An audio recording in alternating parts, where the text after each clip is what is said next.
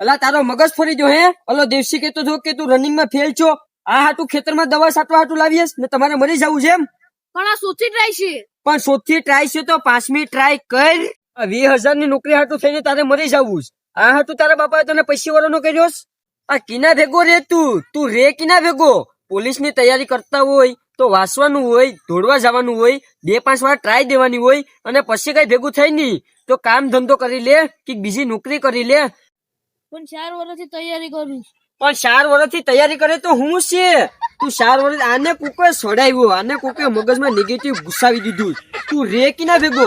આ તને કોકે સડાવ્યો કે સરકારી નોકરી આપણે ન મળે તો આપણે સમાજ વાળા હું વાતું કરે, કુટુંબ વાળા આપણે હું કે ને પાડોહી આપણે હું સંભળાવે. એટલે તેલ લેવા જાની પાડોહી ભલે ની આપણે સંભળાવે. પોલીસની નોકરી લેવી છે.